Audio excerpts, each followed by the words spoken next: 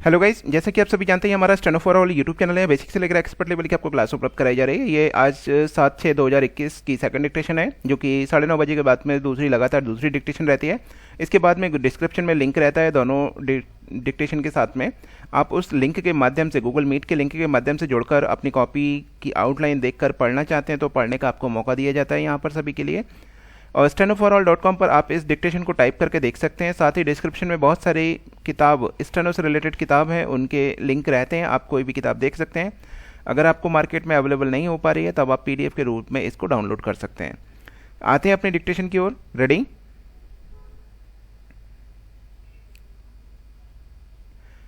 मेहरबान कदरदान, लगातार वृक्षों के काटने व ऑक्सीजन के घटने से आने वाले युग में कैसे सीन होंगे? श्वेत, श्याम या रंगीन होंगे? आइए भविष्य बाबा अपने बाइस्कोप में बताएंगे। सब कुछ कैसे लाइव दिखाएंगे। उन्नति के नाम पर हमारे सारे अपराध माफ़ हो जाएंगे। इतना काटेंगे कि पेड़ साफ हो जाएंगे। हवा भी होगी बिल्कुल साफ। ऑक्सीजन कंपनियां हो जाएंगी माई बाप। इसमें उद्योगपति, व्यापारी, कमीशन, बिचौलिए और सम्मानित दलाल होंगे। सचमुच भाई साहब, ऑक्सीजन के धंधे में लोग माला माल होंगे। हर छोटा बड़ा, अमीर गरीब, सज्जन दुर्जन अपने सिलेंडर को महबूबा की तरह चूमेगा। जिंदगी को पीठ पर लादे मौत की गली में घूमेगा। पत्नी तब भी अपने पति से प्यार से कहेगी, अपने उसी अधिकार से कहेगी, हे प्राणनाथ, ये बात आपको, आपके मन को बहुत सताएगी। मेरी सांस आज रात 12 बजे ख़त्म हो जाएगी। शाम को लौटते वक्त मेरा सिलेंडर पूरा भरवा देना। अगर भूल गए तो फिर मेरा अंतिम संस्कार करवा देना। सेव ऑक्सीजन, सेव लाइफ के विज्ञापन हर जगह दिखेंगे। इन विज्ञापनों का पैसा पेड़ों के सौदागर ही देंगे। ऑक्सीजन बचाने के चक्कर में लोग हंसना भूल जाएंगे।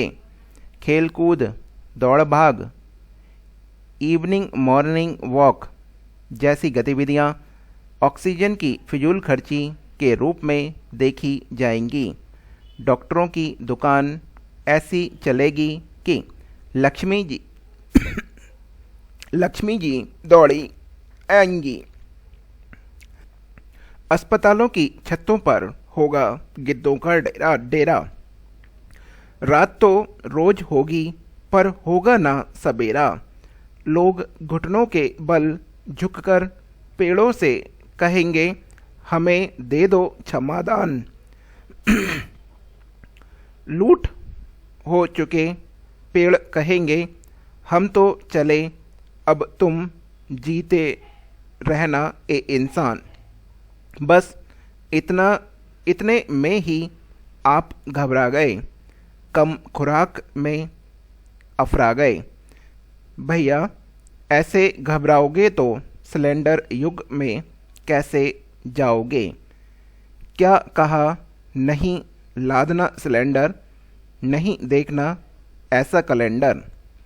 तो फिर भैया, जाते जाते भविष्य बाबा से एक वायदा कर लो, मन ही मन इरादा कर लो। ऑक्सीजन के बड़े टैंक नहीं, ऑक्सीजन के पेड़ लगाओ और आने वाली पीढ़ी के लिए धरा को हरा भरा और खुशहाल बनाओ।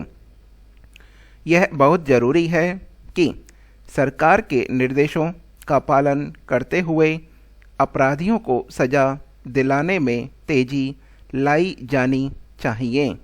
अपराध नियंत्रण के मुद्दे पर सरकार सख्त रही है। यही कारण है कि कई रसू रसूखदार को जेल की सलाखों के पीछे जाना पड़ा। सरकार सजा दिलाने के लिए सुप्रीम कोर्ट तक गई। इससे ही आम जन में सरकार और कानून के प्रति भरोसा पैदा होता है कि अपराधी कोई भी हो वह कानून के लंबे हाथों से बच नहीं सकता। इसके लिए थाना स्तर से ही गंभीरता बरतने की ज़रूरत है। यह सुनिश्चित करना होगा कि कोई भी व्यक्ति शिकायत लेकर आता है तो उस पर गंभीरता से कार्रवाई की जाए, आरोपित की गिरफ्तारी सुनिश्चित हो और समय सीमा के अंदर कानूनी प्रक्रिया पूरी की जाए ताकि अदालत में मामले की सुनवाई हो सके। कई मामलों में समय पर चार्जशीट दाखिल नहीं होने के कारण जमानत मिल जाती है और बाहर आकर उसकी दबंगई शुरू हो जाती है। शिकायतकर्ता भयभीत हो जाता है। यह सुनिश्चित करना होगा कि शिकायत करने वालों को पूरी सुरक्षा मिले और समय सीमा के अंदर दोषियों को सजा दिलाई जाए। राज्य में भूमि विवाद के मामले बहुत ज़्यादा हैं। मुख्यमंत्री ने इसके समाधान का निर्देश दिया है। अंचलाधिकारी और थाना अध्यक्ष से लेकर जिलाधिकारी, पुलिस अधीक्षक तक को नियमित बैठक का निर्देश दिया गया है ताकि किसी भी तरह के विवाद का निपटारा किया जा सके। यह बहुत ज़रूरी है। प्रशासनिक मशीनरी की जवाबदेही बनती है। सरकार के निर्देशों का पालन सुनिश्चित करते हुए विवादों का समाधान निकाला जाए। कई राज्यों में लॉकडाउन शिथिल होने का सिलसिला कायम होना एक शुभ संकेत है, क्योंकि आर्थिक व्यापारिक गतिविधियां शुरू होने से ही जीविका के साधनों को बल मिलेगा। चूँकि बीते 40-50 दिनों में लॉकडाउन के चलते अर्थव्यवस्था ठप सी रही है, इसलिए कोशिश इस बात की होनी चाहिए कि इस दौरान जो आर्थिक नुकसान हुआ उसका जल्द से जल्द भरपाई हो। बेहतर होगा कि राज्य सरकारें इस पर गौर करें कि लॉकडाउन में छूट के साथ जो शर्तें लगाई गई हैं वे आर्थिक व्यापारिक गतिविधियों को रफ्तार देने में बाधक ना बने। इसी के साथ आम जनता की भी यह जिम्मेदारी है कि वह सतर्कता का परिचय दें। यह ध्यान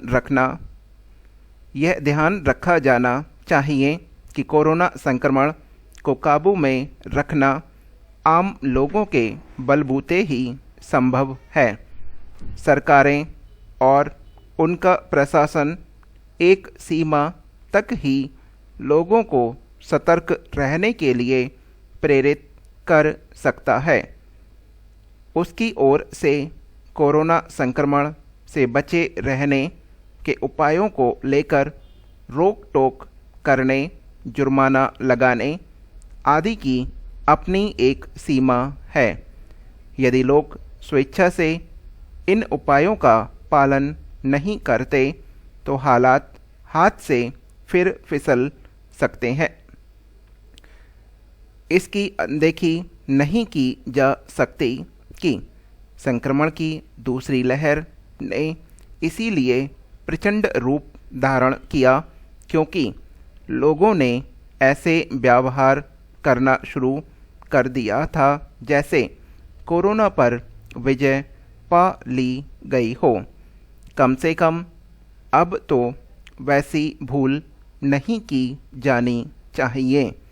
यह ठीक नहीं कि लॉकडाउन में रियायत पर अमल के पहले ही सार्वजनिक स्थलों पर लोगों की लापरवाही देखने को मिलने लगी है। मास्क का सही तरह से इस्तेमाल न करने वालों की गिनती करना मुश्किल है। तमाम लोग ऐसे दिखते हैं जो मास्क लगाए तो होते हैं लेकिन ढंग से नहीं। कम से कम अब तो लोगों को यह बुनियादी बात समझ आ ही जानी चाहिए कि मास्क को नाक के नीचे रखने या ठुड्डी पर अटकाने का कोई मतलब नहीं। इसी तरह यह भी स्वीकार्य नहीं कि सार्वजनिक स्थलों पर शारीरिक दूरी के पालन की अनदेखी हो। मास्क का सही इस्तेमाल और सार्वजनिक स्थलों पर शारीरिक दूरी का परिचय तो प्राथमिकता के आधार पर देना चाहिए। सच तो यह है कि इस मामले में हर कोई दूसरों के लिए उदाहरण बनना चाहिए। यह हमारी डिक्टेशन समाप्त हो चुकी है। जो भी पढ़ना चाहते हैं गूगल मीट में लिंक दिया गया है, पढ़ सकते हैं। जो नहीं पढ़ना चाहते, जो टाइप करना चाहते हैं, जिन्होंने प्लान लिया हुआ है, वो गूगल हमारे यूट्यूब चैनल पर वेबसाइट पर जाकर टाइप करके अपनी गलतियों का मूल्यांकन प्राप्त कर सकते हैं।